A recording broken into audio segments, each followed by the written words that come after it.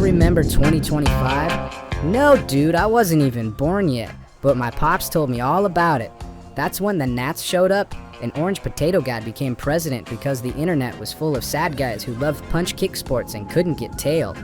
Then their leader, who had a podcast about lies like how science doesn't work and how he's good at comedy, told them not to be bitches and to vote for Potato Dude and they would all get tailed. So they did, but they didn't get tailed. Instead, we all got Gnats. And the Gnats took away women's rights, like in that show where they made ladies wear dog cones on their heads and whisper all the time. And the leader dude lost his mind because Tok'in or something.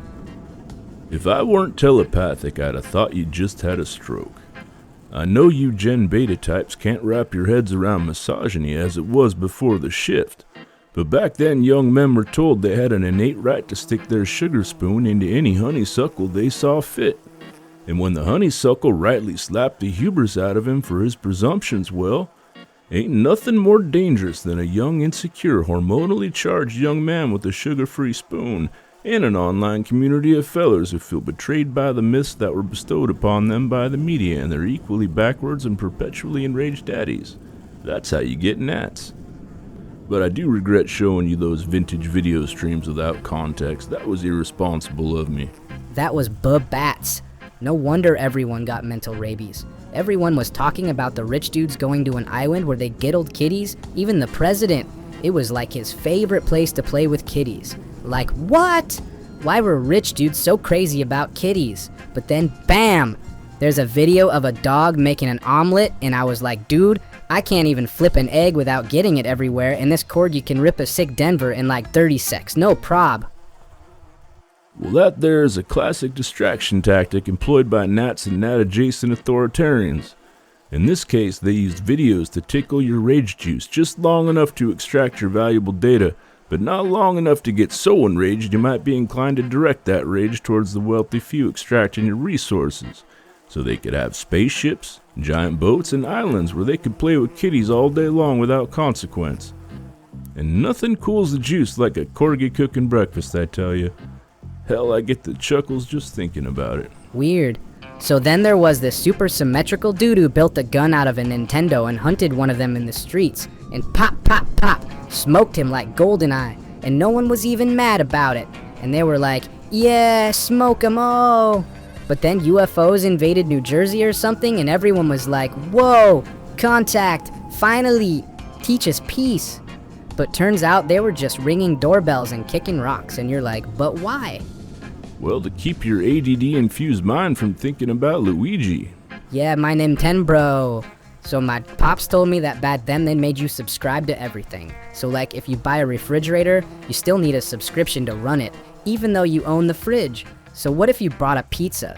Would you have to like subscribe to get the cheese and pepperoni? That's Fugazi. But they also did it with healthcare, so like, even though you already have a body, in order to keep it alive you have to have a subscription, and if you didn't they would just like, let you unalive. And a bunch of people couldn't afford the subscription, so docs were just like, yo, sorry fam, but you need the gold drip to plug the hole where the blood is coming out, but you only have the bronze drip, and that don't include holes, so laters carcass.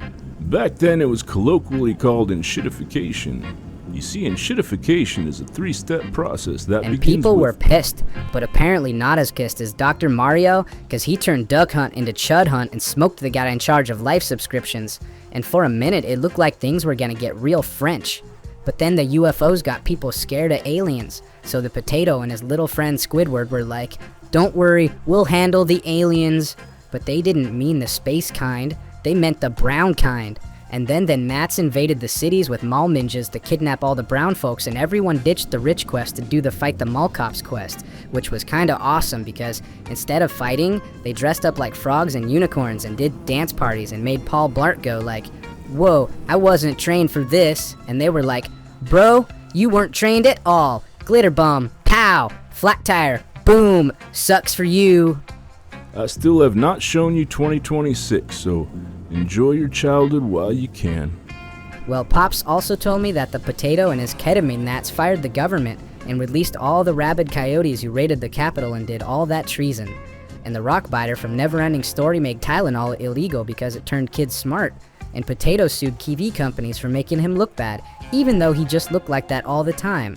And then a dude named Pat Sajak had a toe removed because it got infected with gnats, and the toe grew into a golem named Pete, and Pete became the army boss and murdered a bunch of fishermen because he thought they were drugs. Hey Seth, do gnats go away? I'll tell you this. Every moment in time exists in a condensed point both smaller and larger than any math can measure, but can be experienced through your very specific and highly tuned nervous system by assigning two arbitrary points and connecting them with the entropic values of 1 and 0, in which your consciousness activates, becomes an agent observer, and gathers a completely unique set of data which will be extracted by the all before the nervous system finally succumbs to the devastating effects of traveling between entropy 0 and entropy 1. What I'm trying to say is, no. Sorry, kid. Gnats are like, they're like lice. You scratch them, you shampoo them, use special tools to pull them out, but eventually you shave yourself bald and burn everything you own. But they always come back. In between, you stay vigilant and don't let them have internet.